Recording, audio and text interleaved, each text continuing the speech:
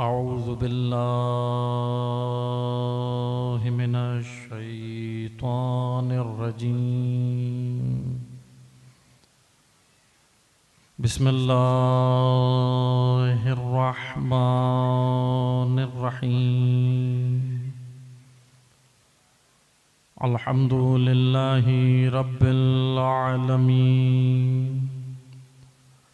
الحمد لله الذي لا يبلغ مدحته القائلون ولا يحصي نعماه العدون ولا يؤدي حقه المجتهدون.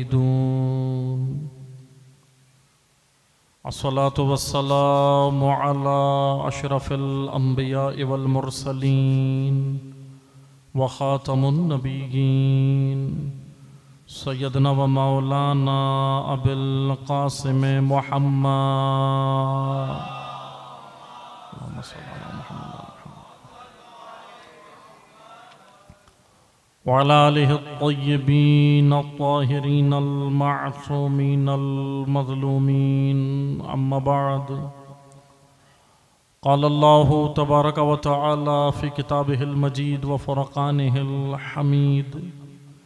بسم الله الرحمن الرحيم.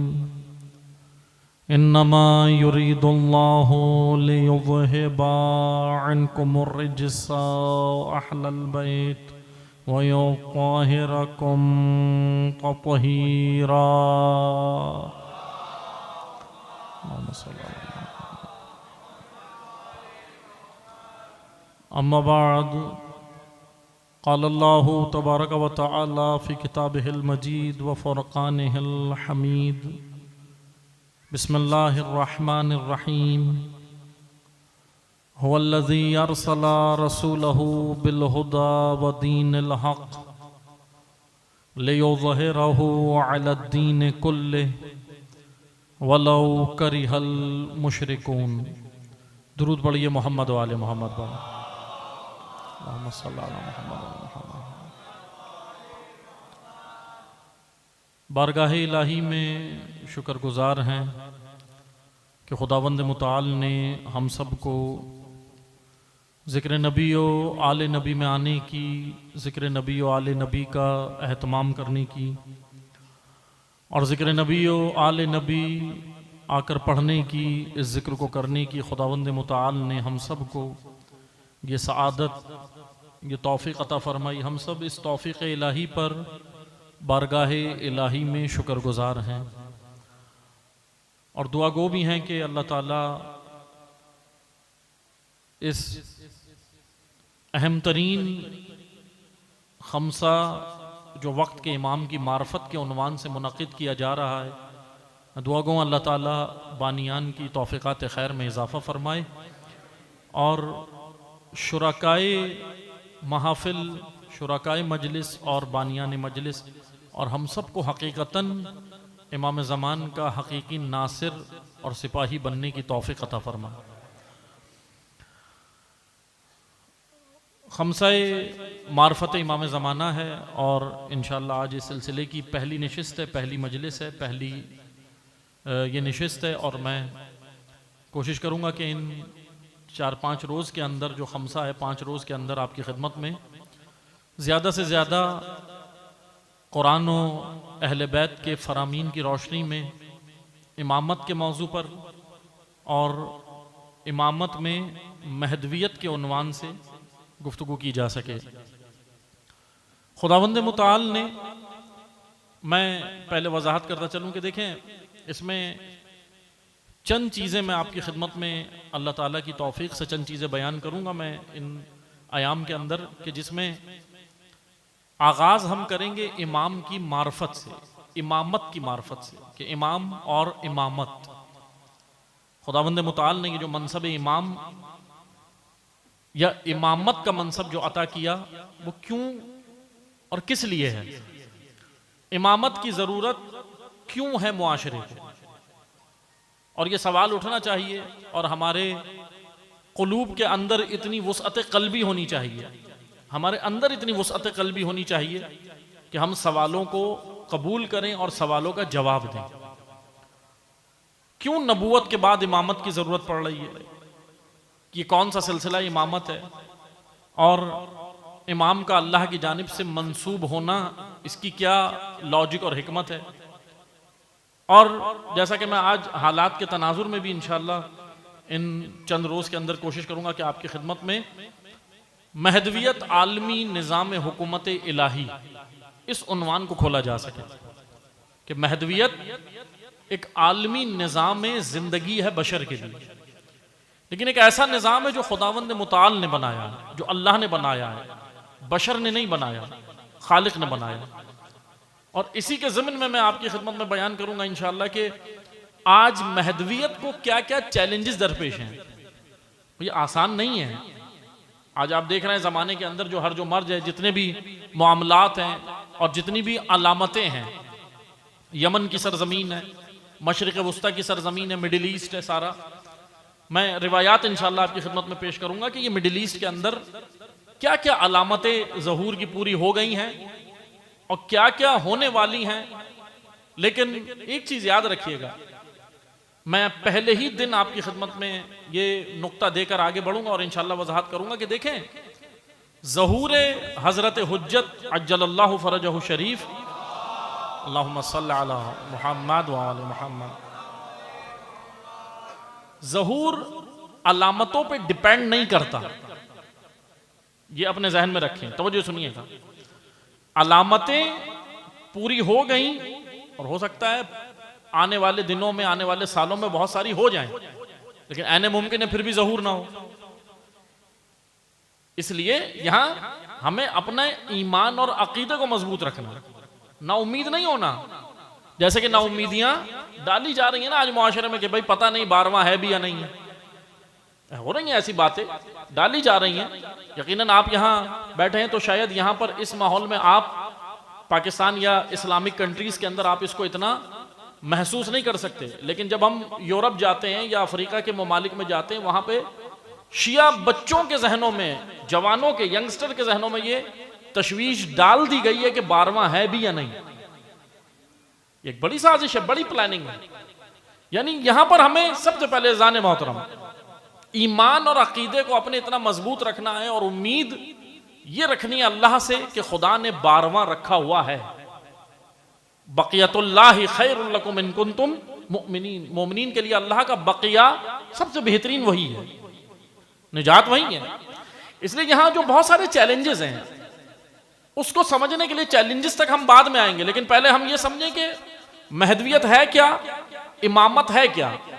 ہمیں بیس سے چلنا پڑے گا، بنیاد سے چلنا پڑے گا کہ خداوند متعال نے یہ جو امامت کا منصب، امامت کا عہدہ یا یہ امامت ہے کیا، امامت کو سمجھنے کے لیے ہمیں تھوڑا اور پیچھے جانا پڑے گا۔ دیکھیں میں آپ کو چند چیزوں میں لے کے جاؤں گا اور انشاءاللہ کوشش کروں گا کہ تاریخ بھی بیان ہو۔ 11 اماموں کی تاریخ تھوڑی تھوڑی بیان کروں گا، کیونکہ جب تک پیچھے ہم نہیں جائیں گے نا، اور خصوصاً 3 اماموں کا دور، 9ویں امام، 10ویں امام، 11ویں امام، یہ 3 اماموں کا دور بہت اہم ہے مہدویت سمجھنے کے لیے۔ حضرت حجت کا دور سمجھنے کے لیے ہمیں 3 اماموں کے دور کو سمجھنا پڑے گا۔ ان تینوں اماموں کو تاریخ میں ابن الرضا کہا جاتا ہے، یعنی حضرت رضا کے بیٹے۔ جب تاریخ کی کتابوں میں آپ دیکھیں نا کہ ابن رضا، ابن الرضا لکھا ہے، یعنی امام رضا کے بیٹے، تو خالی امام تقی کو نہیں کہا جا رہا، امام نقی کو بھی ابن الرضا کہا جاتا ہے تاریخ میں، اور امام عسکری کو بھی ابن الرضا کہا جاتا ہے، امام رضا کے فرزند یا فرزندان امام رضا۔ اور یہ جو 3 اماموں کا ادوار ہے، یہ تینوں امام بھری جوانی میں اس دنیا سے گئے۔ لیکن توجہ سنیے گا، عموماً ہم نے یہ چیزیں مصائب میں سنی ہیں، مصائب میں ہم سنتے ہیں، بے شک مصائب ہیں، اہل بیت پہ گریہ، یقیناً اس گریے کا اجر بہت زیادہ ہے، کوئی بھی اس کا حق ادا نہیں کر سکتا۔ لیکن ایک چیز یاد رکھیں، مصائب کے ساتھ ساتھ ہمیں اہل بیت کے اور خصوصاً امامت کے یہ جو 12 معصوم امام اور 14 معصومین، ان کی شخصیت کے اندر جو اور پہلو ہیں انہیں بھی سمجھنا ہوگا، کیونکہ اذان محترم جب تک ہم ان کی شخصیت کے اور پہلوؤں کو نہیں سمجھیں گے تو ہمیں مصائب کا خالی یا جو مظلومیت کا پہلو ہے وہ ہماری زندگی میں رہ جائے گا، باقی پہلو نہیں ہوں گے۔ یعنی ان کی زندگی کے اندر، ان کی شخصیت کے اندر، امام کے وجود کے اندر اگرچہ مظلومیت ہے، لیکن وہ ایسے مظلوم نہیں ہیں کہ کچھ کر نہیں سکتے تھے. وہ ایسے مظلوم ہیں کہ کرنے کے باوجود حکم الہی پر اطاعت رب کے اندر خاموش ہیں. لیکن میں چند چیزیں وضاحت کرتا چلوں گا. دیکھیں چند چیزیں، اور کوشش کروں گا کہ ان دنوں میں آپ کی خدمت میں جو چند ابہامات ہیں، چند چیزیں وہ بھی کھولوں. مثلا تقیہ کا موضوع بڑا اہم ہے. جب بھی ہمیں اپنی جان بچانی ہوتی ہے ہم کہتے ہیں تقیہ کر لو. تو تقیہ بھی میں انشاءاللہ کوشش کروں گا کہ میں ابھی یہ چیزیں اس لیے کہہ رہا ہوں کہ آپ کی خدمت میں وضاحت کروں ائمہ کی حدیث ہے کہ تقیہ کیا تھا، ائمہ کے دور میں کیا ہوا، کیا کسی امام نے تقیہ کیا یا نہیں. میں آج صرف سوالات اٹھا رہا ہوں ذہن میں، آج جواب نہیں دے رہا، کیونکہ ابھی ہم آگے بڑھیں گے پھر میں انشاءاللہ ان دنوں میں جواب دوں گا کہ دیکھیں کیا کسی امام نے تقیہ کیا، اور اگر تقیہ کیا تو وہ تقیہ کیا تھا، تقیہ کسے کہتے ہیں. کیونکہ ہمارے معاشرے کے اندر ایک مشکل پتہ ہے کیا ہے، ہمارے معاشرے کے اندر الفاظ اسلامی ہیں، معانی کلچرل ہیں. اس پہ ذرا غور کیجئے گا اس نقطے پہ. ہمارے جتنے بھی معاشرے کے اندر الفاظ ہیں نا وہ ہم نے اسلام سے لیے ہیں، لیکن معانی اسلامی نہیں ہے، معنی نہیں ہے اسلامی. مثلا تقیہ کا ورڈ، تقیہ ہمارے ذہن میں کیا ہے، چھوڑ دینا، کام چھوڑ دینا، یہ تقیہ ہے. لیکن جب ہم اہل بیت کے پاس جاتے ہیں وہ کہتے ہیں، وہ کراس لگا دیتے ہیں، اس کو تقیہ نہیں کہتے. کام چھوڑ دینے کو تقیہ نہیں کہتے، گھر میں بیٹھ جانے کو تقیہ نہیں کہتے، گھر میں بیٹھ جانے کو تقیہ نہیں کہتے. میں آپ کو جسٹ ایگزامپل، ایک مثال دیتا ہوں. دیکھیں آپ کو یہاں سے چڑھنا ہے پہاڑ کی چوٹی پہ، کسی پہاڑی کے اوپر چڑھنا ہے. پہاڑ کے اوپر چڑھنے کے راستے آسان نہیں ہوتے، تنگ ہوتے ہیں. اب پہاڑ پر جانا ضروری ہے، پہاڑ کی چوٹی پہ آپ نے چڑھنا ہے اور آپ کو ایک ٹارگٹ دیا گیا کہ بھائی آپ پہاڑ کی چوٹی پر چڑھنا ہے. آپ نے توجہ سنیے گا، پہاڑ کی چوٹی پر چڑھنا ہے، واپس نہیں آنا ہے، آدھے راستے سے واپس نہیں آنا ہے، پورا اوپر پہاڑ کی چوٹی تک جانا ہے. اور جو بھی آپ کو ٹارگٹ دیا گیا، جو بھی کام دیا گیا، آپ وہ کر کے پھر آئیں. یہ آپ کو ٹارگٹ دیا گیا. اب پہاڑ کی چوٹی پر چڑھنے کے لیے پہاڑی راستہ آسان نہیں ہوتا، تنگ بھی ہوتے ہیں، پتھریلے بھی ہوتے ہیں، خطرناک بھی ہوتے ہیں، گرنے کا خطرہ بھی ہوتا ہے. اب دو افراد پہاڑ کی جانب چڑھے، ایک واپس آیا، ایک کہنے لگا بھائی میں نہیں جا سکتا، مجھے معاف کرو، اس میں جان کا خطرہ ہے. ٹھیک ہے، ایک شخص آ گیا واپس. اور دوسرا جو ہے وہ جان کا خطرہ اس کو بھی ہے، جان کا خطرہ ہے، مگر وہ اس پہاڑی اور تنگ راستے کے اوپر آہستہ آہستہ اسٹرگل کرتا رہا، محنت کرتا رہا. ایک وقت وہ آیا کہ اللہ نے اسے منزل تک پہنچا دی. تو جو ہے آپ کی یہ دو قسم کے افراد ہیں جو آپ نے پہاڑی راستے پہ چڑھنے کے لیے چھوڑے، ایک تو واپس آ گیا، ایک چڑھا گیا. یہ اپنے راستوں، اپنے منزل تک، توجہ سنیے گا، منزل تک جانے کے لیے اپنی جان بھی بچانا اور تنگ راستے پر چل کر ہدف الہی کو حاصل کرنے کو تقیہ کہتے. جان بھی بچانی ہے، سیو بھی کرنا ہے، کیونکہ جان اس وقت نہیں دینی جب خون کا اثر نہ آئے، جان اس وقت دینی ہے جب خون کا رنگ آئے. جان اس وقت دینی ہے. 61 ہجری میں جان دینی ہے کیونکہ اب خون کا اثر آئے گا، 55 ہجری میں نہیں دینی. اتنی مجلس سے سننے والے عزادار امام حسین کی لاجک نہیں سمجھے، حسین کو سمجھے نہیں آج تک، حسین ابن علی کو. امام حسین 10 سال بیٹھے ہوئے ہیں، بیٹھے تھے. امام حسن کی شہادت ہو گئی 50 ہجری میں، ٹھیک ہے، 60 ہجری میں امیر شام دنیا سے گیا. اب امام حسین نے سے بیعت ہوئی، انکار کیا، چل دی. جسٹ ایگزامپل بس. پھر کربلا آئے، اس کے بعد اپنے بچوں کو لے کے آئے اور شہید ہو گئے. پھر اس کے بعد امام نے کہا بھائی چلو اب میں نے اپنا کام کر دیا، اب تمہارا کام ہے میرا نام لے کے اپنے آپ کو بناؤ. توجہ سنیے گا، کربلا سمجھ آئے گی تو مہدویت سمجھ آئے گی. کربلا نہیں سمجھے اگر ہم نا، تو ہمیں کہاں سمجھ آئے گا کہ 12ویں نے آ کے کرنا کیا ہے. دیکھیں توجہ سنیے گا، میں آپ کو ایک مثال دیتا ہوں. ہم 12ویں کو بلا رہے ہیں نا، سب بلا رہے ہیں نا، ہم دعا میں کیا کہتے ہیں؟ الاجل الاجل الاجل، مولا جلدی آئیے. لیکن سوال یہ بنتا ہے، تھوڑی دیر کے لیے میرے ساتھ رہیے گا، دیکھیں گفتگو سخت ہے مگر توجہ سنیے گا. امام کو بلا رہے ہیں، میں مجھ جیسے، میں اپنی بات کر رہا ہوں، مجھ جیسے لوگ امام کو بلا رہے مولا جلدی آئیں ہمیں آپ کو جلدی امام چاہیے. اب سوال یہ بنتا ہے اللہ کی جانب سے سوال یہ ہو رہا ہے کیوں چاہیے؟ اچھا سب سے پہلا سوال مجھ سے ہو رہا ہے بھائی آپ یہ بتاؤ آپ کو امام چاہیے کیوں چاہیے؟ کرنا کیا ہے؟ بلکہ مجھ جیسے کم فہم اور کم عقل لوگ پتہ ہے کیا کہتے ہیں، جب امام آئیں گے تو ہم ان کے ساتھ قافلہ بنا کے کربلا جائیں گے، یا شعبان میں ہم کیک ویک کاٹ لیں گے امام کے ساتھ مل کے ایک جشن منائیں گے اچھا سا. تو جو سنیے گا مجھ جیسے کم فہم لوگ ہیں وہ امام کو بھی یہی سمجھتے ہیں کہ وہ چھوٹے موٹے کاموں کے لیے آ رہے ہیں. امام ان چھوٹے کاموں کے لیے نہیں آ رہے. اگر زیارت پہ جانا ہے تو قافلہ سالار کافی ہے. تو جو سنیے گا زیارت پہ جانا ہے تو قافلہ سالار کافی ہے. اگر اور کسی کاموں کے لیے آپ بلا رہے ہیں تو یقیناً آپ ابھی تک میں اپنی بات کر رہا ہوں، امام کو ہم سمجھے ہی نہیں. امام بلانا کیوں ہے؟ عزیزان محترم کیوں بلانا ہے؟ کوفہ والوں نے امام حسین کو خط لکھ دی ہے، مگر یہ نہیں پتا تھا امام آ کے کرے گا کیا. تاریخ ہے ہسٹری ہے. 12,000 کے قریب خط ہیں یا 18,000 کے قریب خط ہیں. ابھی ہم تاریخ میں نہیں جاتے مگر چند جملے سنیے. کوفہ والوں نے خط لکھ دیے، خط لکھے، اتنے خط لکھے، سنیے نا تاریخ کتنے آئے؟ 18,000. ٹھیک ہے، اگر 18,000 نہیں بھی تھے 12,000 تو تھے، 10,000 تو تھے. اگر 2,000 خط بھی تھے تو اس زمانے میں بہت تھے.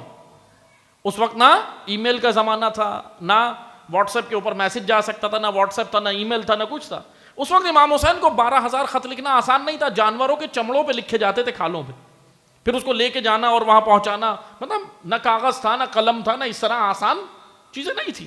12,000 خط امام حسین کو آتے اور امام حسین کو کہتے ہیں الاجل. خط میں موجود ہے، کوفہ والے کہتے ہیں الاجل، جلدی کریں، آپ جلدی کریں، ہمارے دل آپ کے ساتھ ہیں، ہماری زبانیں آپ کے ساتھ ہیں، ہم بالکل تیار ہیں، مولا جلدی آئے. امام حسین نے 12,000 خطوط کے جواب میں کتنے جواب دیے مجھے بتائیں؟ ایک. 12,000 کو صرف ایک جواب دیا. وہ 12,000 خط ابھی انشاءاللہ ہم بھی تو ڈالیں گے نا عریضہ. تو جو سنیے گا 14 شعبان کو ڈالیں گے نا، میں بھی ڈالوں گا. بھائی آپ بھی کیا مولا جلدی آئیں، کیا ہے اس میں؟ اب چلیں ہمارے تو پرسنل کام ہوتے ہیں اس میں کہ مولا ہمیں یہ کام ہے، یہ کام ہے، یہ کام ہے، چلیں. اب میں منع نہیں کر رہا لیکن توجہ سنیے گا. دیکھیں میں آپ کو ایک مثال دیتا ہوں. آپ اپنے گھر میں اگر کسی ایک عام عالم دین کو بلا رہے ہیں، کس کام کے لیے بلاتے ہیں؟ کہ فاتحہ کے لیے بلائیں گے، نظر کے لیے بلائیں گے، نیاز کے لیے بلائیں گے، مجلس کے لیے بلائیں گے، ایسا ہی ہے. آپ کس لیے بلائیں گے؟ یعنی جس شخصیت کو آپ دعوت دے رہے ہیں اپنے گھر کے اندر، اس کا پہلے اسٹیٹس دیکھیں گے کہ وہ اس کا زمانے کے اندر مقام کیا ہے. ایسا ہی ہے، اسٹیٹس دیکھ کر اسے دعوت دیں. اب آپ بلا رہے ہیں کسی شخصیت کو، کسی عالم دین کو، کسی مولانا کو، آپ نے بلا لیا، کام کیا ہے؟ بھائی اس مولانا کو ہم نے اس لیے اپنے گھر بلایا، عالم دین کو اس لیے گھر بلایا ہے تاکہ گھر میں تھوڑا روحانی لوگ آتے ہیں، گھر میں برکت ہو جائے، دعا کریں ہمارے لیے، کاروبار میں خیر و برکت ہو جائے، نظر نیاز دینے کے لیے بلایا، مجلس پڑھنے بلایا، یہ کام ہے. لیکن اگر مولانا کو بلا کے آپ اس سے چائے بنوائیں کچن میں، عالم دین، تو یہ اس کے شایان شان ہے. آپ کیا کہیں گے؟ وہ کیا کہے گا؟ کیوں کہے گا بھائی مجھے کس کام کے لیے بلایا ہے؟ تو جو سنیے گا ایک عام مولانا، ایک عام عالم دین، ایک غیر معصوم. لیکن اب عزیزان محترم تو جو سنیے گا، اسی طرح آپ جس کو بلا رہے ہیں نا، پہلے اس کا اسٹیٹس دیکھیں وہ ہے کون. بھئی اس کا مقام کیا ہے، اللہ نے اسے منصب کیا دیا ہے، عہدہ کیا دیا ہے، اللہ نے اسے عہدہ کیا دیا، منصب کیا دیا، اور وہ کرنے کیا آئے گا. پہلے ہمیں جب تک یہ کلیئر نہیں ہوگا تو ہمیں معرفت ہی نہیں ہوگی. معرفت کی فرسٹ اسٹیج، معرفت کا پہلا لیول ہی یہی ہے کہ مجھے پتا ہو کہ میں کس کو بلا رہا ہوں، اور یہ بھی پتا ہو کہ وہ آ کر کرے گا کیا. تو جو سنیے گا یہ دو چیزیں، ایک تو یہ کہ بھائی میں کس کو بلا رہا ہوں اور وہ آ کر کرے گا کیا، اس کی رسپانسبلٹیز کیا ہیں، اور اس کی جو رسپانسبلٹیز ہیں نا، اس کی ذمہ داریاں وہ رکھی بھی اللہ نے ہیں. تو اب مجھے یہ پتا ہو میں کس کو بلا رہا ہوں، کس کام کے لیے بلا رہا ہوں. تو اب عزیزان محترم جب کوفہ والوں نے خط لکھا نا امام حسین کو، سنیے گا، کوفہ والوں نے خط لکھا، کہا کہ مولا جلدی آئیں، ہم تیار ہیں اور ہمارے دل تیار ہیں، ہماری تلواریں تیار ہیں، ہم آپ کا ساتھ دیں گے. 12,000 خطوط کے جواب میں امام حسین نے صرف ایک خط لکھا، ایک خط، اور اس کے اندر جو نچوڑ ہے نا اس خط کا جواب، امام حسین کا جواب اہل کوفہ کے لیے، وہ جو نچوڑ ہے نا اس کا وہ بڑا خوبصورت ہے. امام نے کہا اے اہل کوفہ، مجھے آپ کے خط مل گئے، ٹھیک ہے، آپ کے تمام سرکردہ افراد کے مجھے مل گئے، مگر یہ یاد رکھو کہ پہلے یہ سمجھ لو کہ امام کرتا کیا ہے۔ امام حسین نے اس خط میں آپ یہ سمجھ لیں کہ جو جواب امام حسین نے اہل کوفہ کو دیا کہ پہلے امام کی معرفت حاصل کرو، آج وہی جواب 12ویں کا ہمارے لیے ہے کہ دیکھو تم پہلے معرفت تو حاصل کرو کہ میں آ کر کروں گا کیا، میں آؤں گا کیوں، کیا کروں گا۔ اب دیکھیں تین چیزیں ہیں، ایک ہے آج کے زمانے میں جو اس کے حساب سے ہیں روایات کی روشنی میں، تین چیزیں ہیں، ایک ہے ظہور، ایک ہے غیبت، اور ایک ہے انتظار۔ ظہور اللہ کے حکم سے ہوگا، غیبت کتنی طولانی ہے یہ بھی اللہ کو معلوم ہے، ٹھیک ہے، کسی کو معلوم نہیں ہے۔ ظہور اور غیبت یہ دو تعلق اللہ اور امام سے، لیکن انتظار کا تعلق امت سے، مجھ سے اور آپ سے ہے نا انتظار، یعنی ہم کس میں ہیں، ابھی ہم کس زمانے میں ہیں، زمانہ انتظار۔ اب اس زمانہ انتظار کو ہم نے سمجھنا ہے کہ اس زمانہ انتظار میں ہمیں کرنا کیا ہے، کیا ہمارا کام ہے، کیا معرفت ہے، کیا معرفت کے کس لیول پہ ہم جائیں اور کیا کریں گے۔ تو بس عزیزان محترم ایک توجہ سنیے گا، سب سے پہلے تو ہمیں یہ پتا ہو کہ امام کی ضرورت معاشرے کو کیوں ہے۔ دیکھیں میں آپ کو ایک مثال دیتا ہوں، توجہ سنیے گا۔ معصومین کے دور میں کئی مناظر ہیں، حضرت امام جعفر صادق علیہ الصلوۃ والسلام کا، اللہم صلی علی محمد و آل محمد، ایک بار اس سے بہتر درود پڑھیے۔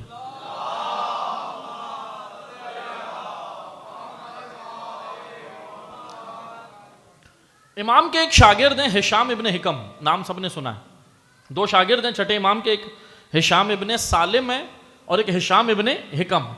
ہشام ابن حکم کا ایک بڑا مشہور مناظرہ ہے، آپ سب کو شاید سنا بھی ہو آپ نے یا پڑھا ہو، کتابوں میں پڑھا ہوگا۔ ہشام ابن حکم کا ایک مناظرہ ہوا ایک ایسے عالم کے ساتھ جو امامت کا قائل نہیں تھا، وجود امام کا قائل نہیں تھا۔ اب توجہ سنیے گا، ہشام کا مناظرہ ہوا۔ اچھا دیکھیں مناظرے کے بھی طریقے ہوتے ہیں، مناظرے کا بھی آداب ہوتے ہیں۔ ہمارے زمانے میں ہمارے معاشرے میں جو ہوتا ہے وہ مناظرہ نہیں ہوتا، وہ جنگ ہوتی ہے، وہ مناظرہ نہیں ہے۔ مناظرہ کسے کہتے ہیں؟ مناظرہ کہتے ہیں جدال احسن کو۔ جدال احسن یعنی جدال احسن قرآن نے کہا، حدیثوں میں آیا جدال احسن کرو۔ جدال احسن یعنی اچھے انداز سے اپنے موقف کو بتانا دلیل کے ساتھ، توجہ کیجئے گا، اچھے انداز سے اپنے موقف کو بتانا۔ مناظرہ ہشام کا بھی ہوا، لیکن میں ہشام کے واقعے سے پہلے ذرا ایک مناظرہ اور بتاتا ہوں، میں نے پڑھا ہے کئی جگہ لیکن آپ کی خدمت میں بیان کرتا ہوں۔ آیت اللہ محسن قراتی، آیت اللہ محسن قراتی کا بھی ایک مناظرہ ہے، بڑا خوبصورت ہے۔ دیکھیں دلیل ایسے ہوتی ہے، اگر کسی کو قائل کرنا ہے نا وجود امام کا، یا امامت کیوں ہے، امام کا منصب کیوں ہے، اللہ نے امام کو کیوں رکھا ہے، اگر کسی کو قائل کرنا ہے تو بعض اوقات سامنے والے کا لیول دیکھا جاتا ہے کہ وہ حدیث سے قائل ہوگا یا آیت سے، اور بعض اوقات نہ سامنے آیت پیش کرنی ہوتی ہے نہ حدیث، عقلی دلیل دینی ہوتی ہے۔ بعض اوقات ایسا بھی ہوتا ہے کہ آپ نے عقلی دلیل دینی ہے۔ مثال کے طور پہ آپ کسی ایتھسٹ ملحد سے مناظرہ کر رہے ہیں، اب وہاں نہ آپ کو قرآن سے دلیل دینی ہے نہ حدیث سے، کیونکہ قرآن کو تو وہ مانتا ہی نہیں ہے، حدیث کو وہ مانتا نہیں۔ اب یہاں لاجک چاہیے۔ ایتھسٹ ہے نا جو اللہ کا قائل، اللہ کے وجود کا قائل نہیں ہے، جو کہہ رہا ہے بھائی دنیا ایسے ہی بن گئی۔ اور آپ نے دیکھا ہوگا ابھی مناظرہ چلا کچھ دن پہلے جاوید اختر صاحب کا، وہ سنا، آپ نے سنا ہوگا سوشل میڈیا پہ۔ لیکن بہرحال توجہ سنیے گا، ابھی ہم ایتھسٹ کے موضوع میں نہیں جا رہے ورنہ وہ ایک الگ موضوع ہے، اس کے اوپر بڑے خوبصورت دلائل ہیں۔ لیکن یہاں پر دیکھیں مناظرہ ہوا، آیت اللہ محسن قراتی نے بڑی عقلی دلیل دی۔ اہل سنت علماء کا ایک وفد تھا، اہل سنت علماء پوری دنیا کے جامعۃ الازہر، مصر کے اندر جو یونیورسٹی ہے بڑی، جامعہ ازہر کے علماء تھے، دیگر بڑے یعنی قابل لوگ، ایران کے اندر تھے۔ چند سال پہلے کی بات ہے، تقریباً غالباً 10 سال پہلے کی بات ہوگی یا 10 سے زیادہ سال ہوں گے، لیکن بہرحال ایران کے اندر اہل سنت علماء کا وفد تھا، وہاں پہ کوئی کانفرنس تھی، اس کے اندر گئے تھے، پوری دنیا کے علماء تھے۔ آیت اللہ محسن قراتی سے ان کی ایک نشست تھی، ملاقات۔ آیت اللہ محسن قراتی بڑے جید عالم ہیں اور نام سنا ہوگا آپ نے۔ آیت اللہ محسن قراتی کی خدمت میں اہل سنت علماء بیٹھے تھے۔ اب دیکھیں بات یہ ہے کہ جب علماء بیٹھتے ہیں آپس میں، اب جب علماء بیٹھتے ہیں تو پھر ان کی ہر کسی کا ایک موضوع ہوتا ہے نا، مثلا جب عام پبلک بیٹھتی ہے تو ان کا موضوع الگ ہوتا ہے، علماء بیٹھتے ہیں تو کوئی نہ کوئی دینی موضوع چھڑ ہی جاتا ہے، آ ہی جاتا ہے۔ اب اہل سنت علماء تھے، ادھر آیت اللہ محسن قراتی سے ان سے ملاقات ہوئی تو اہل سنت علماء اور آیت اللہ محسن قراتی کے درمیان میں یہ جو ملاقات تھی بڑی خوبصورت، انہوں نے آیت اللہ قراتی سے سوال کیا. توجہ سنیے گا، ہیں کون؟ عوام نہیں تھی، عوامی بندہ کوئی نہیں تھا، بڑے بڑے دنیا کے جید علماء کا ایک وفد تھا، ایک ڈیلیگیشن تھا. آیت اللہ قراتی سے کہنے لگے کہ آغا یہ بتائیں 12ویں کا ظہور کب ہوگا؟ توجہ سنیے گا، آیت اللہ قراتی نے ان کو جواب دیا، بڑا خوبصورت جواب، کہنے لگے یہ بتائیں 12ویں کا ظہور کب ہوگا؟ تو آیت اللہ قراتی نے کہا کہ تھوڑی دیر خاموش رہے، پھر اس کے بعد کہا کہ تمام اہل سنت علماء تھے، کہنے لگے کہ مجھے تو نہیں معلوم ظہور کب ہوگا، بھائی اللہ جانتا ہے. علامتیں ہیں ظہور کی، علامتیں تو نظر آ رہی ہیں معاشرے کے اندر، زمانے کے اندر، دنیا کے اندر، ارتھ کے اوپر، زمین کے اوپر علامتیں نظر آ رہی ہیں، مگر مجھے نہیں معلوم کہ ظہور ہوگا کب ہوگا. پھر آیت اللہ قراتی نے بڑا ایک ایسا جملہ کہا کہ سامنے وہ شاکڈ ہو گئے تمام علماء. آیت اللہ قراتی نے کہا کہ بھائی ابھی یہ بھی نہیں پتا ظہور ہوگا یا نہیں. اب توجہ سنیے گا، وہ کیونکہ ایکسپیکٹ نہیں کر رہے تھے کہ شیعہ عالم ایسی بات کرے گا، کیونکہ شیعہ عقیدہ جانتے تھے، وہ پڑھے لکھے تھے نا، علماء تھے، جاہل تو نہیں تھے، علماء تھے، ان کو پتا تھا شیعہ کا عقیدہ کیا ہے، شیعہ امامت کے موضوع پہ کیا عقیدہ رکھتے ہیں، ولایت کے موضوع پہ کیا عقیدہ رکھتے ہیں، شیعہ منسوب من اللہ بھی مانتے ہیں، ایسا ہی ہے نا، 12 کو وہ مانتے بھائی اللہ کی جانب سے ہوگا. تو انہوں نے آیت اللہ قراتی سے کہا کہ آیت اللہ قراتی نے کہا مجھے نہیں معلوم کہ ظہور کب ہوگا، بلکہ یہ بھی نہیں پتا ہوگا یا نہیں ہوگا. اب سارے خاموش ہو گئے، کہنے لگے بڑا عجیب جواب دیا آیت اللہ قراتی نے. پھر آیت اللہ قراتی نے کہا کہ اچھا ایک کام کرتے ہیں. کہا کہ فرمائیے. کہ کام یہ کرتے ہیں، ہمیں نہیں پتا کہ 12ویں کا ظہور کب ہوگا یا نہیں، ہم تمام علماء اس وقت یہاں جمع ہیں، ایک بڑی کانفرنس ہو رہی ہے ایران کے اندر. آیت اللہ قراتی نے ہمیں کام کرتے ہیں، سب مل کے شورا بناتے ہیں، مجلس شورا کمیٹی شورا بناتے ہیں اور 12واں خود چن لیتے ہیں. توجہ سنیے گا، تو جو ہے اب آیت اللہ قراتی نے، اب آپ مجھے خود اندازہ کریں کہ سامنے جو بیٹھے تھے وہ علماء تھے نا، عوام تو نہیں تھی، پڑھے لکھے تھے، انہوں نے پڑھا تھا کتاب. اب وہ اور شاکڈ ہو گئے کہ بھئی ایک شیعہ عالم شورا کی بات کر رہا ہے. بھئی شیعوں کے نزدیک تو یہ عقیدہ ہے کہ 12واں اللہ کی جانب سے منسوب من اللہ ہے، ایسا کیسے ممکن ہے؟ پھر انہوں نے خاموش نہیں رہے، انہوں نے سوال کر دیا، کہنے لگے آقا یہ آپ کیسی بات کر رہے ہیں؟ کہا کہ کیوں، میں نے کیا کہا؟ کہا کہ 12واں، آپ نے کہا کہ 12واں چن سکتے ہیں. کہا ہم تو نہیں چن سکتے. تو آیت اللہ قراتی نے کہا کیوں نہیں چن سکتے؟ کہا ہم سب کا متفقہ عقیدہ ہے کہ 12واں اللہ کی جانب سے ہے. آیت اللہ قراتی نے کہا یہی سمجھانا ہے، جب 12واں اللہ کی جانب سے ہے تو پہلا کیوں چنا تھا؟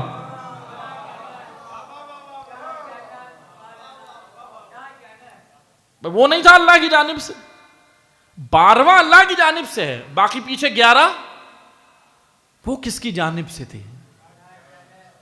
آج ہے نا، تمام اہل سنت کے فرقے بھی کہتے ہیں کہ 12واں اللہ کی جانب سے آئے گا. البتہ بہت ساری چیزوں میں، چند چیزوں میں اختلافات ہیں، مگر یہ بہت سارے مانتے تو ہیں نا. اہل سنت کے اندر بہت سارے فرقے ہیں، اب ان فرقوں میں کئی مختلف آراء اور مختلف نظریے ہیں. بعض کہتے ہیں کہ نہیں، 12ویں کے قائل ہیں کہ بھائی آئیں گے. بس عزیزان محترم، امامت منسوب من اللہ ہے، اللہ کی جانب سے منصب ہے.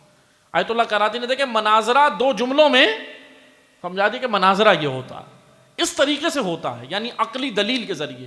اب اسی طرح ہشام ابن حکم نے، چھٹے امام کے شاگرد ہیں، اب ہشام کا سامنا ہو رہا ہے ایک ایسے عالم سے، اپنے دور کا بڑا عالم ہے، فقیہ ہے اپنے دور کا، بڑا مفتی ہے اپنے دور کا، علم رکھنے والا ہے، مگر سب چیزیں مانتا ہے، اللہ رسول کے تمام کلام کو مانتا ہے، مگر امام کا قائل نہیں ہے، وجود امام کا. وہ عالم وجود کا قائل نہیں تھا. تو ہشام نے کہا کہ یہ بتا. ہشام نے، اب اس کی ایک مجلس تھی، محفل تھی، اسی طرح بڑا جمع غفیر تھا، لوگ اس سے سوالات کرتے تھے. وہ پہلے لیکچر دیتا تھا، پھر اس کے بعد لوگ اس سے سوالات کرتے تھے. ہشام بھی اس مجلس کے اندر موجود تھے، ہشام بھی اس نشست میں موجود تھے. ہشام بھی کھڑے ہوئے، ہشام نے کہا بھائی میرا بھی سوال ہے. تو جو سنیے گا بڑا دلچسپ واقعہ ہے. کہا کہ میرا بھی ایک سوال ہے. تو اس عالم نے کہا بھائی میں سب کو جواب دیتا ہوں، تمہارا کیا سوال ہے کرو. ہشام نے کہا، اب موضوع کوئی بھی چل رہا تھا اس وقت، لیکن ہشام نے بڑے عجیب سوالات کیے. ہشام نے کہا کہ بھائی یہ بتا، کیا تیری آنکھیں ہیں؟ اب سارا مجمع ہنسنے لگا، کہنے لگا بھائی ہشام، اچھا سب جانتے بھی تھے ہشام کو کہ کس کا شاگرد ہے، چھٹے امام کا شاگرد ہے، سب جانتے بھی تھے. کہنے لگے ہشام تم یہ کیسی بات کر رہے ہو؟ سامنے چہرے پہ اس کے آنکھیں لگی ہوئی ہیں، تمہیں نظر نہیں آ رہی؟ سامنے چہرے پہ آنکھیں ہیں نا. بھائی ہشام نے کہا دیکھو میرے سوالات ہیں، اس کے جواب دو. کہا کہ ٹھیک ہے ہاں چلو میں جواب دوں گا. اس عالم نے کہا چلو میں جواب دوں گا. ہشام نے کہا تیری آنکھیں ہیں؟ کہا آنکھیں ہیں، یہ رہی سامنے. ہشام نے کہا تیری ناک ہے؟ پھر سب ہنسنے لگے. اس عالم نے کہا ہاں بھائی ناک بھی ہے. ہشام نے کہا تیری زبان ہے؟ کہا زبان بھی ہے، بول رہا ہوں. ہشام نے کہا تیرے ہاتھ ہیں؟ کہا ہاتھ بھی ہیں. پاؤں ہیں؟ پاؤں بھی ہیں. اعضاء و جوارے کا وہ ایک ایک کر کے نام لیتا رہا اس کے پارٹس آف باڈی کا. ہشام پوچھتا گیا، وہ عالم کہتا رہا ہاں بھائی یہ سب ہے. ہشام نے کہا یہ بتا تیرے بدن کے اندر، تیری باڈی کے اندر، تیری روح کے اندر دل ہے؟ اس عالم نے کہا بھائی ہاں جب یہ ساری چیزیں ہیں تو دل بھی ہوگا، دل بھی ہوگا یقیناً، اور دل نہیں ہوگا تو میں زندہ کیسے ہوں؟ ہشام نے کہا بس ایک کام کر، تو دل مجھے دے دے، بدن اپنے پاس رکھ. تو جو سنیے گا، دل نکال دے باڈی سے اپنی، بدن دل مجھے دے دے، بدن اپنے پاس رکھ. کہنے لگا یہ کیسے ممکن ہے؟ کہا کیوں؟ کہا اس لیے ممکن نہیں ہے کہ بغیر دل کے بدن مردہ ہے. ہشام نے کہا یہی سمجھانا تھا، بغیر دل کے بدن مردہ ہے، بغیر وجود امام کے امت مردہ ہے.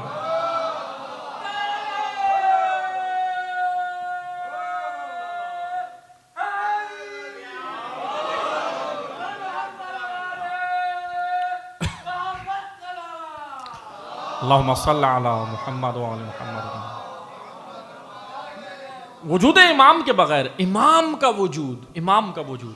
اور انشاءاللہ میں آئندہ دنوں میں آپ کی خدمت میں 8ویں امام کی ایک مفصل حدیث ہے وہ میں پیش کروں گا انشاءاللہ، اور اس کی وضاحت کروں گا کہ امام نے امامت کی اتنی خوبصورت، دیکھیں ویسے تمام ائمہ کے کلام میں ہمیں ملتا ہے، لیکن امام رضا نے 8ویں امام جب جا رہے تھے، مرو شہر سے گزر رہے تھے. مرو جب امام کو مدینہ سے گرفتار کر کے قید کر کے مدینہ سے لائے تھے نا خراسان کی جانب، مرو شہر ہے ایران کے اندر.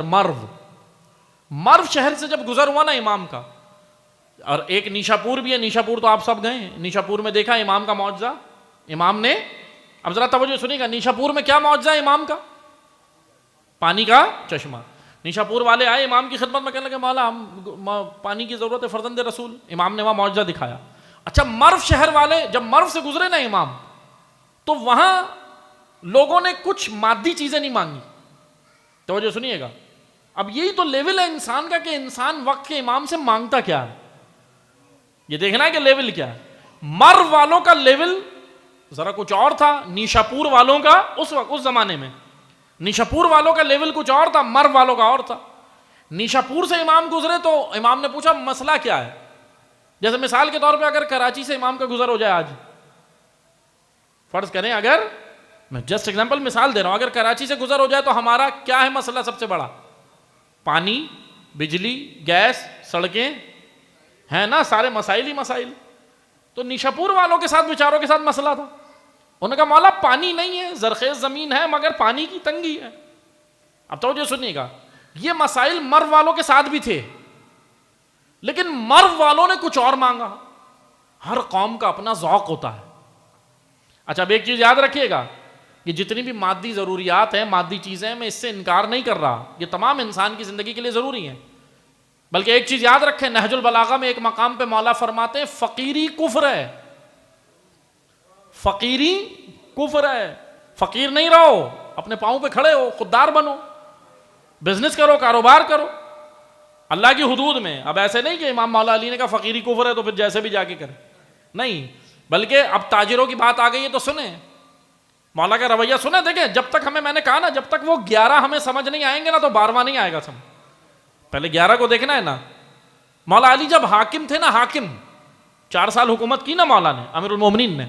مولا علی جب حاکم تھے، میں روایت بتا رہا ہوں، شیعہ منابع سے روایت بتا رہا ہوں، مولا علی جب کوفہ میں نکلتے تھے، کوفہ میں کیپٹل دارالخلافہ، یہ حکمرانوں کے لیے بڑا میسیج ہے، لیکن حکمرانوں کو میں میسیج دوں گا نہیں، کیونکہ جن کی غیرتیں مر جائیں، بے غیرتوں کو میسیج نہیں دیے جاتے.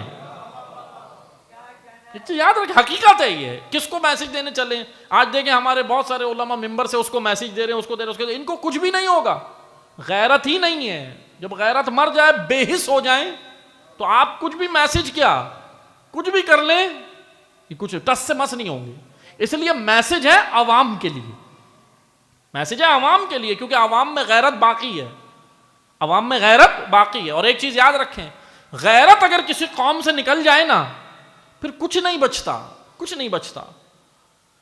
عبادتیں رسم بن کے رہ جاتی ہیں, روح نہیں رہتی عبادتوں میں, کیونکہ غیرت نکل گئی نا, غیرت نکل. اب تو یہ سنیے گا, مولا حاکم ہے, 4 سال حکومت کی مولا علی نے, حاکم تھے.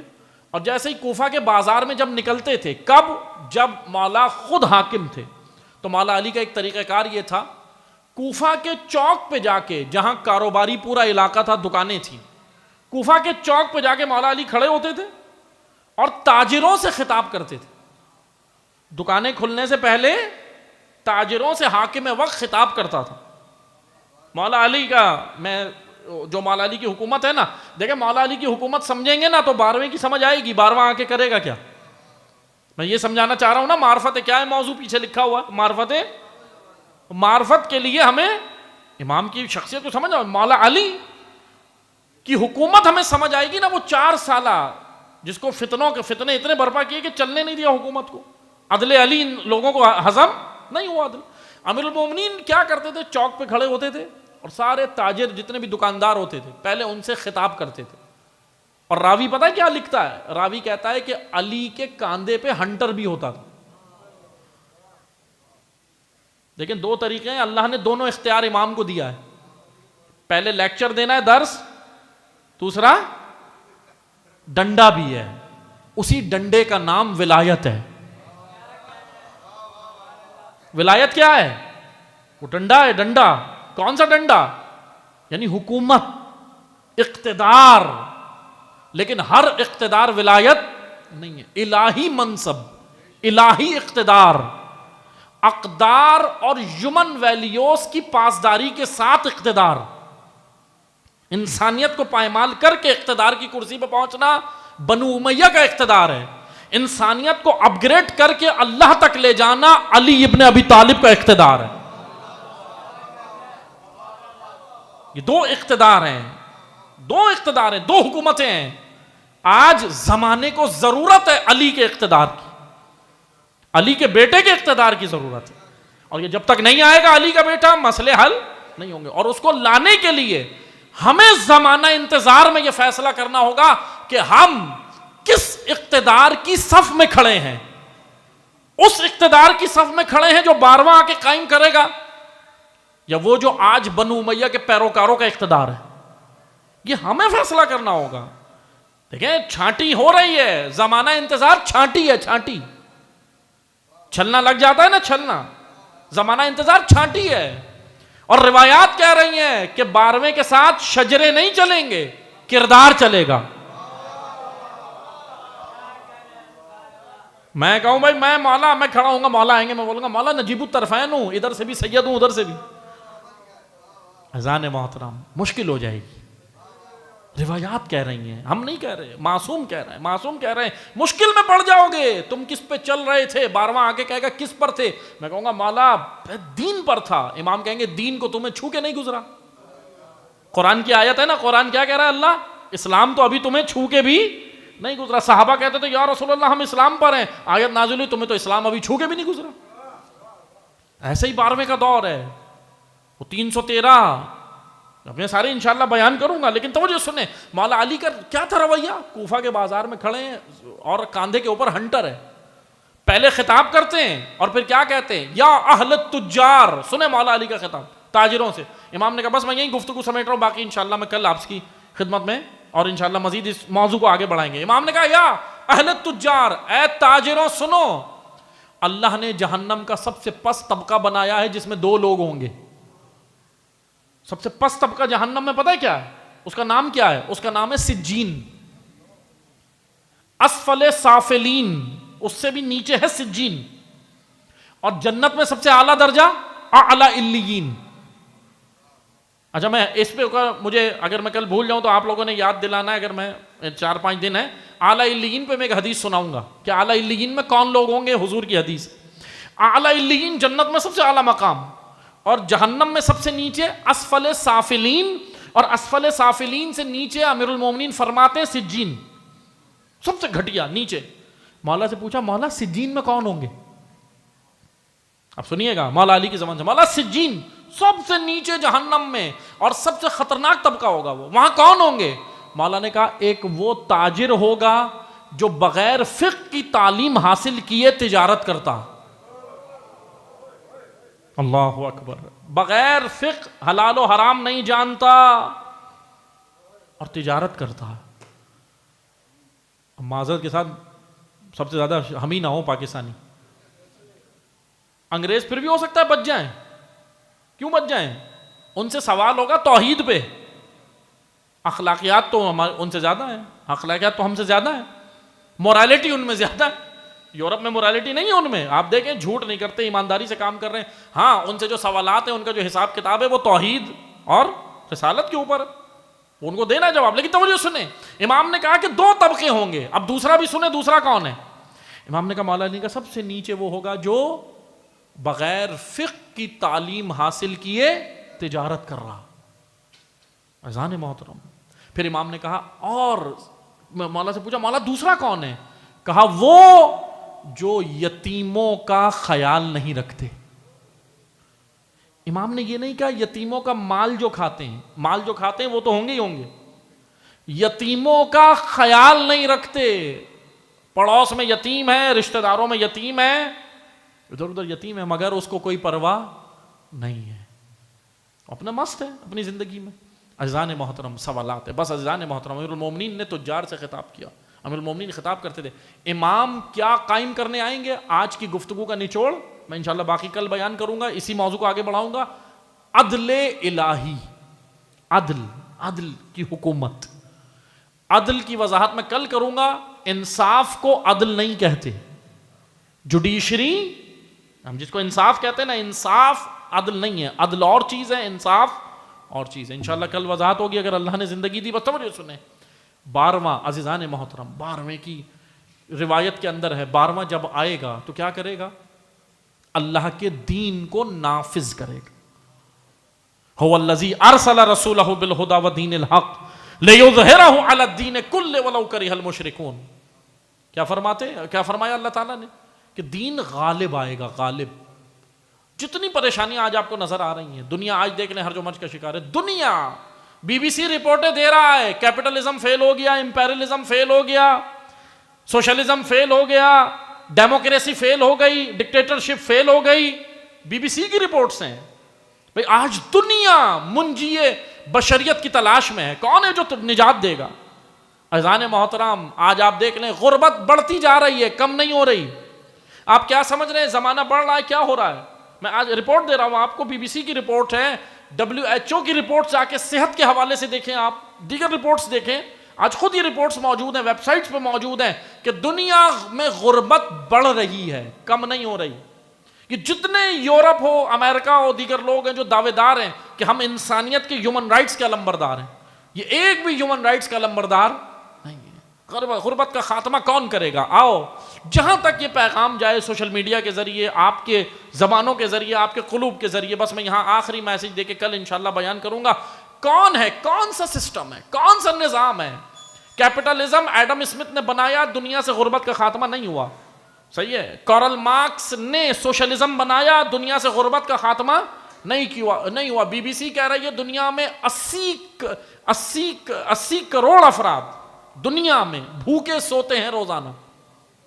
1 ارب کے قریب آبادی یعنی جو بھوکے سوتے ہیں مختلف ممالک میں، افریقہ کے کئی ممالک میں، برابر میں انڈیا کے کئی ریاستوں کے اندر، پاکستان میں بھی ہوں گے یقیناً، ادھر بھی ہوں گے، دیگر اور جگہوں پہ جائیں آپ، یورپ، برازیل کے اندر چلے جائیں، نارتھ امریکہ کے اندر چلے جائیں، جو آج دعوے دار ہیں کہ ہم انسانیت کے علمبردار ہیں، ہمیں نوبل پرائز دیا جائے، ہمیں یہ بنایا جائے. آیا کر دیکھیں آج غربت کا خاتمہ کون کر سکتا ہے؟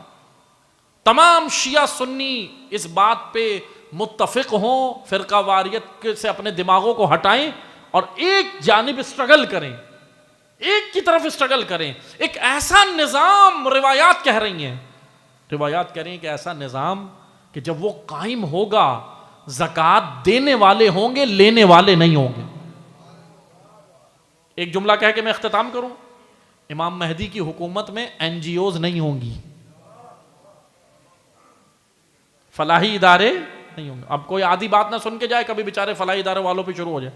کہ تم لوگ بند کرو امام مہدی کی حکومت میں نہیں ہوں گے. نہیں، آدھی بات نہیں سننی، پوری سننی ہے. اس لیے نہیں ہوں گے کیونکہ فلاحی ادارے یا این جی اوز اگر کسی ملک میں ہیں تو اس حاکم پہ لعنت ہے کہ اس کے ملک میں کیوں بنے ہوئے، کیونکہ رسپانسبلٹی حاکم کی ہے، ریاست کی ہے. اولڈ ایج ہاؤس اگر کسی ملک میں ہے تو یہ ترقی کی علامت نہیں ہے، یہ زوال و پستی کی علامت ہے. کہ بوڑھے ماں باپ جس سے نہیں سنبھلے جا کے اولڈ ایج ہاؤس میں جمع کرائے تو یقیناً اسلام یہ دین نہیں ہے. امام کی حکومت جب قائم ہوگی، ایک آئیڈیل حکومت ہے، امیر المومنین کی حکومت دیکھیں، اور 12ویں کی جب قائم ہوگی، نہ این جی اوز ہوں گی اس میں، نہ زکوٰۃ دینے والے بہت ہوں گے لیکن زکوٰۃ کا مصرف ڈھونڈ سے نہیں ملیں گے. آپ دیکھیں گے ابھی الٹ ہو جائے گا نا، الٹ. ابھی زکوٰۃ لینے والے ہیں، دینے والے، ابھی خمس لینے والے ہیں، دینے والا، بلکہ جو خمس دینے والے ہیں وہ بھی مولانا کے پاس جاتے ہیں. کوئی شک نکلے گی سائٹ سے، کوئی نکلے گی بتائیں تو ہم ذرا معذرت کے ساتھ. خمس مال امام ہے، واجب ہے، ادا کرنا ہے، ادا کرنا ہے. اتنا آئمہ کے دور میں آپ دیکھیں، 7ویں امام کے دور میں جانوں پہ بنی ہوئی تھی تشیع کے، جانوں پہ. امام نے خمس معاف کر دیا، جان خطرے میں تھی نا، لیکن امام کاظم نے کیا کہا؟ ہم سے نہیں ملنا، بات چیت نہیں کرنا، خطرناک دور ہے، تمہیں مار دیا جائے گا. پھر پوچھتے تھے مولا خمس کا کیا کریں؟ خاموشی سے. امام نے کہا زمینوں میں دفنا دو، اچھا دور آئے گا ہمارے وارث اس کو نکال لیں گے. امام رضا کا دور آیا لیکن اچھا دور نہیں تھا، بنو عباس کی حکومت تھی، خمس دفن ہے. 9ویں 10ویں 11ویں امام، 3 اماموں کا دور تو اور سخت ہو گیا. بھری جوانی میں ان کو شہید کر دیا. اتنا سخت دور ہے کہ بھری جوانی میں 3 اماموں کو، ایک 25 سال، ایک 40 سال، ایک 28 سال جوانی ہے نا، 3 اماموں کا. میں انشاءاللہ کل بیان کروں گا 3 اماموں کا سخت ترین دور اور اس کے اندر اسٹریٹجی اور مہدویت کے لیے کام کرنا. امام نے کس طرح آگے تشیع کو بڑھایا، تشیع کے امور کو نظم کیا، تشیع کے امور کو ایک لڑی میں پرو کے آگے بڑھایا امام نے. بس عزیزان محترم، کیا ہوا 3 اماموں کے دور میں؟ پھر امام نے کہا کہ ہمارا وارث آئے کہ وہ خمس نکالیں گے. خمس دفن ہو گیا. 9ویں 10ویں 11ویں امام کے دور میں بھی نہیں نکلا. پھر روایات کہتی ہیں آج بھی، یعنی اتنا اہم ہے خمس کہ روایات کہتی ہیں کہ آج بھی وہ دفن ہے. وہ حقیقی وارث جب آئے گا تو زمین کو حکم دے گا، زمین خود اپنے منہ سے خمس کو اگل کے امام کو دے دے، امام کی بارگاہ میں پیش کرے گی. اس لیے عزیزان محترم اللہ سے دعا کرتے ہیں. باقی انشاءاللہ میں کل آپ کی خدمت میں بیان کروں گا اسی موضوع کو. مہدویت عالمی نظام حکومت ہے اور امامت کی معرفت کے لیے ہمیں سب سے پہلے، میں نے آج آپ کی خدمت میں وہ خط ابھی پڑھا نہیں ہے، امام حسین کا خط جو امام نے کوفہ والوں کو جواب دیا تھا، اس جواب کو انشاءاللہ میں آئندہ اس میں پڑھوں گا. اور امام رضا کی حدیث کو جو مرو شہر سے گزرتے ہوئے امام نے کہی امامت کے موضوع پہ، اور پھر امام نے جواب دیا کہ دیکھو تم امام کو بلا رہے ہو، مگر یہ یاد رکھو کہ امام کو بلانے سے پہلے امام سمجھ لو کہ آ کے کرے گا کیا. اگر تمہیں یہ نہیں پتا ہوگا نا کہ امام کرے گا کیا تو تم پھر امام کے ساتھ کھڑے نہیں ہو سکو گے. پھر کھڑے صرف 72 ہوں گے اور لاکھوں تماشائی ہوں گے. یہ ہوتا ہے، یہ ہے ہسٹری، یہ ہے کربلا، یہ حقیقت ہے. جن کو معرفت تھی وہ 72 سے، باقی اس لیول پہ نہیں آئے. معرفت کے بھی درجات ہیں نا، میں انشاءاللہ کل بیان کروں. معرفت کے درجات ہیں، معرفت کے اس لیول پر آنا ہے کہ جو امام کا ساتھی بناتی ہے. کچھ معرفتیں ایسی ہیں جو امام سے اپنے کام نکلواتی ہیں. اپنا کام نکلوا لیا ہیں، کیسے کردار کربلا کے راستے میں امام حسین سے اپنا کام نکلوا لیا. مثلا کام نکلوانے سے مراد کیا ہے؟ امام کو کہا مولا پانی نہیں ہے، یہ نہیں ہے، کھیت وہ نہیں ہے، وہ نہیں ہے، بچے نہیں ہیں، دعا کریں، ہو گیا. لیکن امام کا ساتھ دینے نہیں آئے. بچے حسین سے لیے، قربان حسین کی راہ میں نہیں کی. کردار موجود ہے تاریخ میں، انشاءاللہ پڑھیں گے. اس لیے امام کی معرفت کے اس درجے پر ہم آئیں کہ جس پر امام پر قربان ہو، امام ہم پہ قربان نہ ہو. کیونکہ یاد رکھو عزادارو، 11 قربان ہو گئے امت پہ، اب 12ویں کو ہم قربان نہیں ہونے دیں. عہد ہے، یہی تو عہد ہے. 15 شعبان امام سے عہد ہے، اور انشاءاللہ الحمدللہ ہم تیار ہوں گے. یہی تو زمانہ ہے. 11 کے ساتھ جو ہوا عہد کرو، وہ 12ویں کے ساتھ نہیں ہوگا. 12واں زندان میں نہیں جائے گا، 12واں قید نہیں ہوگا. اور انشاءاللہ ہم تو دنیا کو بتا رہے ہیں 12واں تو بہت دور کی بات ہے. 12वें کے ایک سپاہی پہ بھی اگر تم نے اٹیک کیا تو پھر دنیا میں پتہ چل جائے گا کہ تشیع کیا ہے. ایک سپاہی پہ جو امام کی راہ میں کھڑا ہو جائے ایک سپاہی, اس کے بازو بنو, ساتھ دو. بس اسی لیے یہ یاد رکھو, آج عہد کرو کہ اے مولا آپ کے نمائندے, آپ کے نائب, آپ کے ساتھی, آپ کا پیروکار, آپ کا ادنا غلام اگر آج کربلا کی یاد دلا رہا ہے تو ہم آج اس کے ساتھی ہیں, ہم کسی ظالم کے ساتھی نہیں ہیں, ہم مظلوم کے حامی ہیں, ہم مظلوم کے ساتھ ہیں, ہم استقامت دکھانے والے کے ساتھ ہیں. بس عزیزان محترم, 12ویں کو زندان ہم نہیں جانے دیں گے, 12ویں کو قید نہیں ہونے دیں گے. آپ بتائیں مجھے, کیا آپ کو گوارا ہے کہ جو 7ویں امام کے ساتھ ہوا 14 سال قید وہ 12ویں کے ساتھ ہو؟ نہیں ہے نا. تو اسی لیے زمانہ انتظار میں اللہ نے رکھا کہ تیار ہو, اپنے آپ کو تیار کرو ایسا کہ تم 12ویں کے قابل بن جاؤ. بس عزادارو, اللہ سے دعا کرتے ہیں پروردگارا ہمارے اس ذکر میں, امام زمانہ کا یہاں ذکر ہوا, پروردگارہ وقت کے امام کے ذکر میں آنے کو اپنی بارگاہ میں شرف قبولیت عطا فرما. پروردگارہ حاضرین کی شرع حاجات کو مستجاب فرما. بانیان خمسہ جو یہاں پہ یہ منعقد کر رہے ہیں پروردگارہ, ان تمام بانیان کی توفیقات خیر میں اضافہ فرما. پروردگارہ ان کے مرحومین کے درجات بلند فرما, ہم سب کے مرحومین کے درجات بلند فرما. خدایا ہمیں حقیقتاً تعلیمات قرآن و اہل بیت کی روشنی میں اپنے اور اپنے وجود کی تربیت اور اپنے بچوں کی تربیت کرنے کی توفیق عطا فرما. پروردگارہ ہمیں حقیقتاً وقت کے امام کی معرفت کہ اس درجے پر جس پر تو چاہتا ہے ہمیں اس پر پہنچنے کی توفیق عطا فرما. پروردگارہ جو بے روزگار ہیں ان تمام جوانوں کو پروردگارہ حلال اور بہترین روزگار عطا فرما. جن کے کاروبار ہیں خدایا ان کے کاروبار میں رزق, ان کے رزق و کاروبار میں خیر و برکت عطا فرما.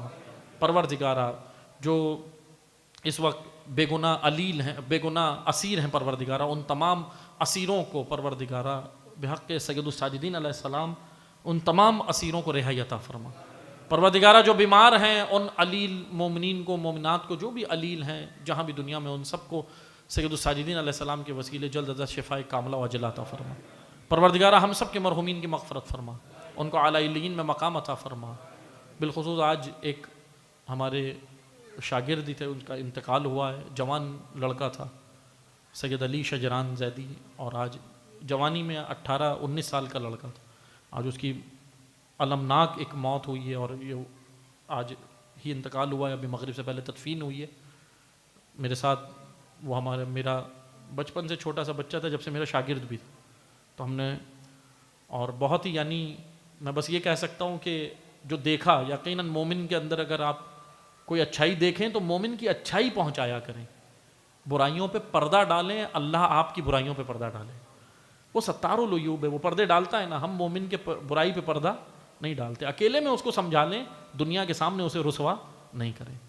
وہ یقیناً جو میں نے اس بچے کے اندر دیکھی کوالٹی, آپ اندازہ کریں, چھوٹا سا 10-8 سال کی عمر سے میں اسے جانتا تھا, 7-8 سال کی عمر سے لے کے ابھی آج 18 سال اسی سال کمپلیٹ ہوئے تھے. آج اس کی موت ہوئی ہے بچے کی, قضاء الہی. بہرحال تو 7-8 سال کی عمر سے میں اسے جانتا تھا بچے کو کہ نماز فجر کا پابند تھا, فجر نہیں چھوڑی, اور تہجد کے لیے اٹھتا تھا, اپنے پیرنٹس کو, والدین کو وہ اٹھاتا تھا. اتنا بہترین. اور یقیناً آج حضرت علی اکبر کا یوم ہے, یوم جوان ہے, تو یقیناً حضرت علی اکبر کی بارگاہ میں پیش ہوا ہوگا. میں دعا کرتا ہوں اس کے لیے بھی دعا کریں کہ اللہ تعالیٰ اس جوان کو, جس کے علی شجران زیدی, اور جہاں ہو سکے دعا کرائیے گا, فاتحہ بھی پڑھیے گا, پروردگارہ اس کی مغفرت فرمائے اور اس کو حضرت علی اکبر علیہ السلام کی شفاعت نصیب